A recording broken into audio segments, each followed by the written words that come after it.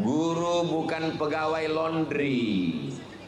Guru bukan pegawai kebersihan. Guru bukan pegawai karyawan yang digaji. Guru adalah orang mulia. Yang Bapak Ibu bayar tiap bulan itu bukan ilmunya, bukan perhatiannya, bukan tetes peluh keringat air matanya, bukan doanya saat mengajar anak ibu, tapi waktunya. Sebetulnya ustadz dan ustazah, bapak ibu guru ini bisa ke laut, bisa nanam sawit, bisa bisnis, tapi karena dia punya jiwa mendidik, maka dari pagi, siang, petang dia didik anak bapak ibu. Waktunya itulah yang dibayar sebagai kompensasi. Ini keyakinan yang mesti diluruskan di kepala orang tua. Ini sekarang banyak orang tua mentang-mentang dia kaya, mentang-mentang duitnya banyak, mentang-mentang dia pejabat, lalu enaknya saja datang. Mana guru kamu? Mana? Oh, tidak begitu. Saya tidak sanggup mendidik anak saya. Saya sibuk, saya jauh. Maka saya serahkan ke lembaga pendidikan. Assalamualaikum Ustaz, ini anak saya namanya Mizian Hazik Abdillah, ini anak saya namanya Sami Ahmad Mesbahi Ibadillah. Tolong didik mereka ya. Guru bukan lawan, guru bukan musuh. Guru adalah partner yang menolong kita, Bapak Ibu. Aku tidak sanggup mendidik anakku, Pak. Tapi Ustadz Somad kan Ustadz. Iya, tapi saya spesialis tablik akbar. Ini anakku ini mesti dididik dengan baik. Akhirnya anak saya dididik di sekolah dengan baik. Lalu kemudian weekend, akhir pekan saya panggil, Hazik, baca surat-surat pendek. Amma yatasaalun anin naba'il 'azim alladzi hum fihi mukhtalifun kalla saya'lamun thumma kalla saya'lamun alam naj'alil arda mihada. Beberapa tahun yang lalu dia masih TK, dia sudah hafal juz amma. Meleleh air mata saya. Kau masih kecil nak, belum bisa baca, tapi sudah bisa hafal karena gurumu di sekolah. Saya datang ke sekolahnya, saya mau berterima kasih ke gurunya, saya mau cium tangan gurunya. Sampai di sekolah enggak jadi, gurunya perempuan. Kalau kita belum bisa memberi mereka hadiah, kalau kita belum bisa memuliakan, menghormati mereka, maka paling tidak doakan mereka, balas jasa mereka, ungkapkan terima kasih kita. Bapak Ibu guru, saya datang dari Jawa berterima kasih banyak, anak saya sudah. Tapi yakinkan dulu itu memang gurunya. Soalnya takutnya udah selesai ngomong, mohon maaf Bu, gurunya yang sebelah saya. Yakinkan dulu dengan baik. Man ahsana ilaikum, siapa yang sudah berbuat baik kepada kamu, fakafi'uhu, balaslah. Fa illam tajidu, kalau kamu belum mampu membalasnya, fad'u lahu, doakanlah. Ya Allah, guru yang sudah mendidik anak saya, panjangkan umurnya, sehatkan badannya, sabar dia mendidik anakku ya Allah, berikan dia kekuatan mendidik anak kami ya Allah, sedang aku aja nggak sabar melihat anakku. Mana bukti orang tua nggak sabar mendidik anak? Waktu COVID kemarin, berapa banyak orang tua yang datang menemui kepala sekolah supaya minta sekolah segera dibuka. Yang ngomong ke saya kepala sekolah, Ustaz Somad, ini COVID, pemerintah ngelarang ada pertemuan karena takut penyebaran virus, bakteri, penyakit. Tapi orang tua mendesak supaya kepala sekolah membuka sekolah. Kenapa? Karena kami udah nggak tahan lagi di rumah.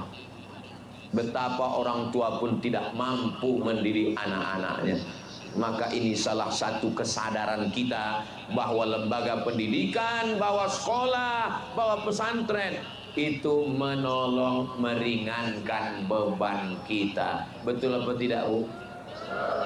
Terserah, ibu bilang tidak pun saya tetap lanjut. Lalu kemudian ketika di Ummu Sabri Di sini anak-anak dididik laki-laki pakai celana panjang, pakai kain sarung. Jangan nanti begitu mereka pulang ke rumah, dia lihat bapaknya pakai celana pendek.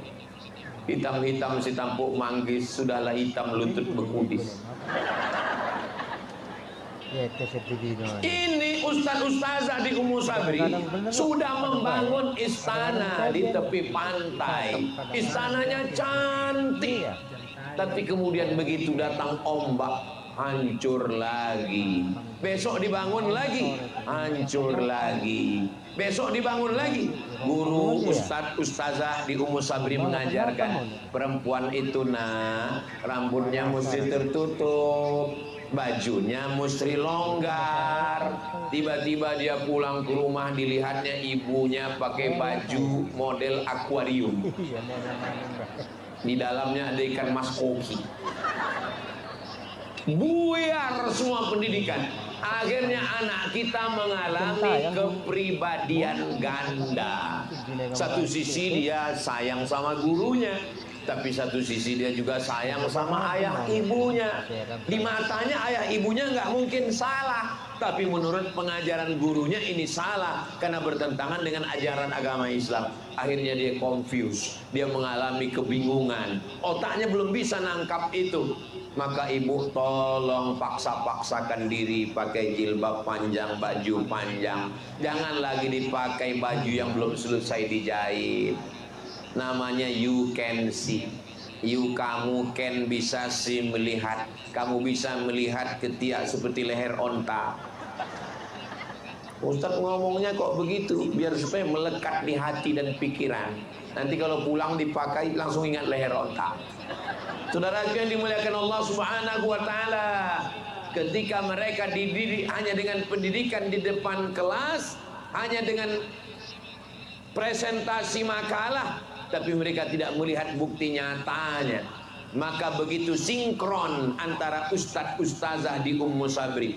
Masalah bangunan Ummu Sabri jangan ragukan lagi. Bangunannya cantik. Ya tapi Ustaz ngomong cantik kan karena malam. Tadi siang saya sudah dibawa ke sini. Tadi siang sebelum ke hotel saya dibawa dulu mampir keliling untuk melihat ini Ummu Sabri, ini pintu masuk, ini pintu keluar, ini bangunannya. Saya tak bisa berkata-kata. Wow, amazing. Bangunannya cantik, lapangannya luas, pakai tanah lapang, anak-anak bisa berolahraga, fasilitas tidak kurang apapun. Tapi untuk provinsi dengan kabupaten kota, satu provinsi Sulawesi Tenggara yang begitu luas, ditambah pulau-pulau, apakah cukup hanya satu lembaga pendidikan Islam? Tidak. Saya mau ada di antara orang Sulawesi Tenggara, di kabupaten kota yang kaya-kaya, yang punya uang banyak, yang punya perahu perusahaan, yang punya kebun, datang ke Ummu Sabri konsultasi. Kami rencana ingin juga membuat lembaga pendidikan di kabupaten kota. Bagaimana supaya tanahnya tidak jadi masalah? Oh, kalau begitu tanahnya dibuatkan akta ikrar wakaf yayasan. Saya mau setelah ini orang pada datang untuk menyelamatkan anak bangsa. 1945 Presiden Soekarno-Hatta mengproklamirkan kemerdekaan Indonesia. Apa kata Hatta? Bung Hatta mengatakan, kalau mau Indonesia baik, dua yang mesti dibangun. Pertama, pendidikan. Yang kedua, rumah sakit. Rumah sakit sampai ke hari kiamat tetap ada orang sakit. Mudah-mudahan yang sakit-sakit diangkat Allah penyakitnya sehat walafiat. Pendidikan akan terus ada. Taman SD, SMP, taman SMP, SMA, taman SMA perguruan tinggi, S1, S2, S3, S teler, S cendol, S doger, S bandung. Silakan anakmu terbang sejauh mata memandang. Tamat dari As-Sabri, dapat beasiswa ke Cambridge University. Amin. Dapat beasiswa ke Harvard University. Amin. Dapat beasiswa ke McGill Canada University. Silakan. Pertemuan timur dan barat, pertemuan sains dengan Islam. Di sini dia belajar Quran, belajar hadis. Di sini juga dia belajar fisika, kimia dan bahasa Inggris. Maka saya tidak setuju kalau ada di antara ibu bapak maksa anaknya mesti sekolah agama. Nggak bisa. Mazhab saya tidak begitu. Saya tidak paksa anak saya, santri saya. Yang penting belajar agama itu pendidikan TK, SD, SMP, SMA. Adapun pendidikan tinggi, jangan paksa dia. Ustaz Somad, gimana cara berangkat ke Mesir? Oh, ini sekarang lagi buka ini. Kementerian Agama tes ke Mesir. Yang mau ke Mesir ini bapak apa anaknya? Saya Pak Ustaz, kalau gitu bapak aja yang ke Mesir. Anaknya nggak mau. Anak nggak mau dipaksa juga berangkat. Akhirnya anaknya berangkat pulang. Dia nggak jadi ustadz, jadi Firaun. Orang dia nggak mau. Sampai di sana dia belajar kepada Firaun aja. Tapi kalau anaknya yang mau, terus Ustaz Somad dulu, memang saya yang mau. Saya nyari informasi, saya ikut tes, saya dapat beasiswa, 98 saya berangkat, 2002 saya pulang, 2003 saya ke Malaysia, 2004 saya ke Maroko, 2006 saya tamat, 2007 saya ke Brunei, 2008 saya PNS, 2017 saya daftar S3 ke Sudan, 2019 saya doktor, 2020 profesor di Brunei. Memang keinginan saya. Jadi kalau anaknya mau, support silakan. Anak-anaknya sudah siap. Bahasa Inggris oke, bahasa Arab oke. Tapi bahasa dengan ibunya juga jangan sampai lupa. Saya tidak mau anaknya ngomong Inggris lancar, anaknya ngomong bahasa Arab mantap, tapi dia tidak punya bahasa berbicara dengan ibunya. Dia pulang sekolah, dia mau ngobrol dengan ibunya, dia bawa rapor nilainya. Mama, tadi adik nilainya tinggi. Ibunya sibuk scroll, mau lihat bagaimana bulu mata yang lentik, begini atau begini.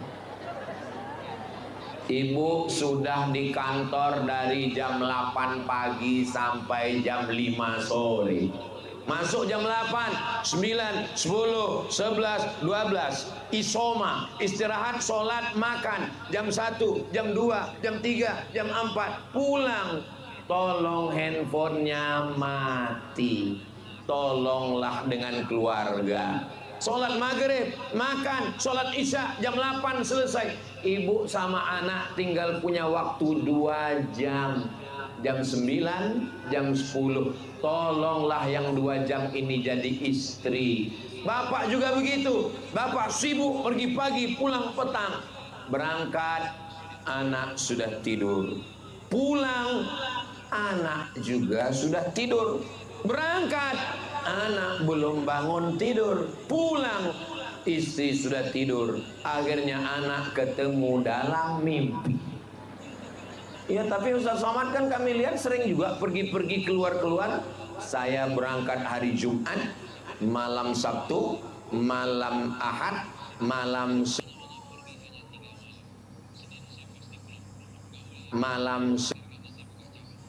dibuka cabang. Hari Senin saya pasti pulang ke rumah. Hari Selasa, hari Rabu, hari Kamis saya bukan ustaz. Hari Selasa, hari Rabu, hari Kamis saya seorang suami, saya seorang ayah, saya seorang guru. Jadi hari Selasa, hari Rabu, hari Kamis saya nyetir bawa istri ke pasar belanja. Hari Selasa, hari Rabu, hari Kamis saya seorang ayah yang menggendong anak, menggantikan pampersnya. Saya hari Selasa, hari Rabu, hari Kamis adalah seorang guru di pondok yang ngajar. Hari Selasa, hari Rabu, hari Kamis saya adalah seorang suami dan seorang ayah yang menggendong, menenteng anak, membawa jalan-jalan ke mall, ngawal anak main-main. Gak mungkin juga Selasa, Rabu jadi ustadz lalu anak saya datang, ya ayyuhalladzina amanu. Kapan lagi dia merasakan punya ayah? Kapan lagi dia merasakan sosok seorang ayah? Kapan istri saya merasakan mendapatkan kasih sayang seorang suami?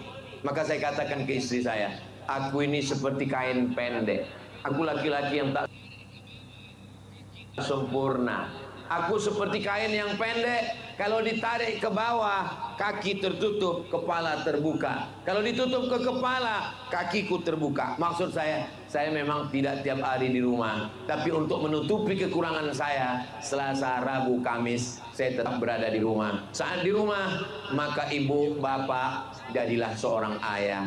Datang seorang anak, tunjukkanlah. Saya tahu ibu orang kaya, pembantunya banyak. Saking kan kayanya, pembantu 10 orang, ada satu pembantu khusus mengorekkan telinga sebelah kanan aja. Yang kiri lain lagi. Saking kan kayanya. Tapi tolonglah Bu, untuk buat teh manis, ibu yang buatkan, ibu yang ngangkatkan, kasihkan suami. Kompornya sama, termosnya sama, ceretnya sama, gelasnya sama, airnya sama, tehnya sama. Tapi rasanya beda kalau kalian yang buat, Bu. Ini bukan masalah teh, ini masalah rasa. Kalau sikit-sikit yang buat adalah pembantu, asisten rumah tangga, ibu tinggal duduk scroll.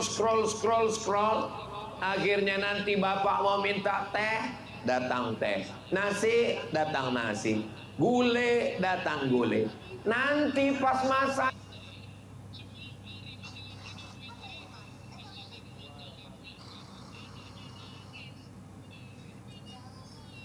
jangan pulang. Siapa yang nyuap adik besok makan? Yang khawatir bukan cuma anaknya nangis, suami ibu nangis juga.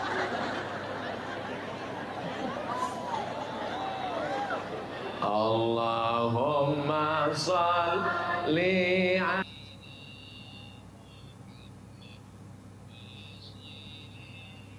ala sayyidina Muhammad wa aslil zalimin bizalimin wa akhrijna min bainihim salimin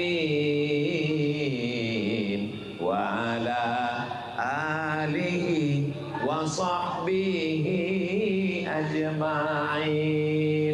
Alhamdulillah di Sulawesi Tenggara, bil khusus lagi di Kendari, ini perempuan ibu-ibunya sudah komunitas-komunitas. Ini bisa kelihatan dari jilbabnya. Ada jilbab hijau pucuk pisang, ada jilbab biru. Biasanya kalau biru pakai sorban biru, ini selendang biru BKMT ini, Badan Kontak Majelis Taklim. Ada yang warna krem, ada yang warna-warni macam-macam. Di rumah saya setiap sore Jumat habis asar itu memang ada saya khususkan wirid Yasin. Habis asar waktu mustajab berdoa kumpul ibu-ibu, tapi memang tidak pakai seragam. Di tempat saya masyarakatnya menengah ke bawah, saya tinggal di pemukiman masyarakat yang biasa-biasa saja. Jadi memang saya tidak buat seragam karena saya khawatir yang nggak punya duit beli seragam, khawatir dia nggak datang. Tapi ibu yang sudah punya seragam, mantap, teruskan. Nah, langsung sorban saya jatuh karena cerita seragam. Memang di tempat pengajian yang saya nggak ada iuran, tapi udah bertahun-tahun tetap jalan dan minumannya ada, kue kotaknya ada. Nah, saya bilang yang ada duit silakan kasih, masukkan ke kotak. Yang nggak ada nggak apa-apa. Saya nggak mau kalian nggak datang hanya karena nggak punya seragam. Saya nggak mau kalian nggak datang hanya karena malu, karena nggak dikutip iuran, nggak belum bayar. Yang penting datang. Ngaji ini kuncinya 4D. Datang, duduk, dengar, diam. Ngantuk-ngantuk dikit diampunkan Allah. Yang namanya wirid Yasin pasti ada orang ngantuk. Yasin ngantuk. Pas giliran kuih datang, bangun. Jangan dimarahi. Selagi dia mau datang itu sudah alhamdulillah. Ustaz selalu ceramah, yang paling banyak masuk neraka adalah perempuan. Lalu perempuan juga bilang yang paling banyak masuk surga juga kami. Karena memang makhluk itu yang paling banyak laki-laki apa perempuan? Perempuan. Bukan cuma perempuan, bukan cuma manusia. Hantu pun paling banyak perempuan. Nyi Blorong, Sundel Bolong, mak lampir, kuntilanak, suster ngesot, nenek sihir. Tolong saya minta ke ibu-ibu lapor ke Komisi Perlindungan Perempuan. Tolong ibu komplain, kenapa setiap film hantu, hantunya perempuan, pocong perempuan, padahal laki-laki juga kan pakai kain kapan. Dan ketawanya, kenapa ketawa hantu itu perempuan? Kiki. Tapi yang paling banyak sakit kepala laki-laki. Coba nanti buka di internet iklan sakit kepala, paling banyak laki-laki. Dan menurut sensus yang paling banyak gila laki-laki. Jadi intinya tolong tenangkan dulu, bahwa sehebat apapun laki-laki, semantap apapun karirnya, di balik laki-laki yang hebat ada dua perempuan yang luar biasa, ibu dan istri. Ini di atas ini laki-laki hebat semuanya dilahirkan oleh perempuan. Ada yang dilahirkan bencong? Nggak ada. Maka didik, ibu punya anak perempuan, didik dia menjadi perempuan yang baik-baik. Kalau perempuan itu baik, saya ceramah ini malam ini aja, malam ini yang menguasai medan lapangan ini laki-laki apa perempuan? Perempuan. Ustadz yang dikasih pentas khusus. Ini kami laki-laki malam ini kaum minoritas ini. Saudaraku yang dimuliakan Allah Subhanahu wa taala. Makanya saya buat pondok pesantren perempuan. Namanya Ma'had Az-Zahra, perempuan. Yang laki-laki namanya Nurul Azhar. Ditanya orang, "Kenapa Ustaz buat perempuan?" Karena kalau perempuan baik, dia akan melahirkan anak yang baik, menantunya jadi baik, cucunya jadi baik, suaminya jadi baik. Suami yang nakal, penjahat, koruptor, minum khamar, sabu-sabu, tapi begitu dia taubat, saya datang ke rumahnya, setiap ulama-ulama yang datang dijamu, lalu dia ngomong, "Ustadz Somad, saya ini dulu orangnya tidak baik Ustadz." Dalam hati saya, Bapak nggak ngomong, saya udah tahu. Tapi saya menjadi baik ini Pak Ustadz, dalam hati saya, ini jangan-jangan dia jadi baik karena dengar ceramah Ustadz Somad ini. Saya ini bertaubat Pak Ustadz. Ya, saya sudah tahu jawabannya, pasti karena ceramah TikTok Ustadz Somad kan. Saya ini jadi baik sekarang Pak Ustadz karena istri saya. Oh, bukan karena saya. Istri Bapak ustazah? Enggak, istri saya perempuan biasa. Tapi kalimat dia masuk ke hati saya Pak Ustadz, masuk ke pikiran saya Pak Ustadz. Memangnya istri Bapak ngomong apa? Dia ngomong nggak banyak-banyak Pak Ustadz. Dia cuma ngomong 5 kata. Nanti kalau abang mati gimana? Enggak ada dia ceramah sampai 1 jam tablik akbar pakai pentas, pakai sound system, enggak ada. Ngomong cuma 5 kata. Nanti kalau abang mati gimana? Jadi bapak, ibu-ibu yang suaminya masih belum tobat, pulang dari sini coba jurus ini. Nanti kalau abang mati gimana? Yang dari hati akan ke hati juga sampainya. Yang dari mulut cuman sampai di mulut. Namanya MLM, multi level marketing. Apakah yang saya omongin selama 1 jam ini sampai ke hati? Alhamdulillah. Tadi saya maju jam 9, jam 8 lewat 10. Saya belum ada ngelihat jam selama ceramah ini, tapi terasa semut kayak sudah naik ke atas. Maka saya lihat jam, rupanya sekarang sudah jam 9 lewat 10. Rupanya saya sudah berdiri 1 jam. Di mana-mana saya tausiah 1 jam. Tapi di Ummu Sabri ini lebih, karena saya kemari tidak lewat 3 tahun. Lewat 3 tahun. Nah, jadi saya lebihkan 1 jam 5 menit.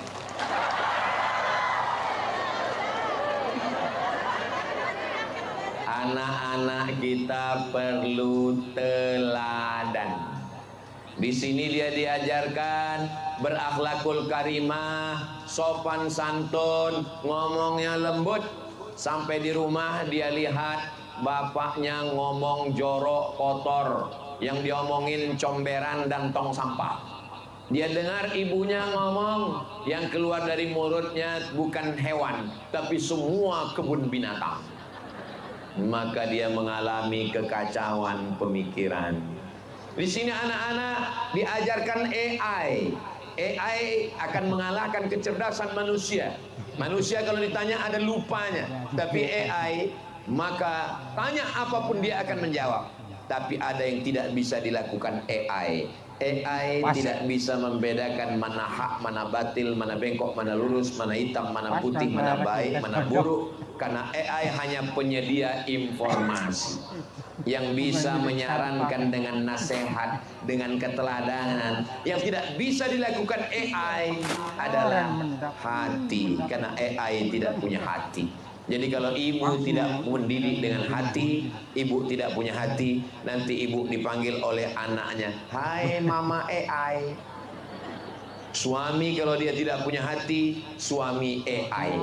Karena memang kita sekarang semuanya internet, semuanya online. Ngaji online, pinjaman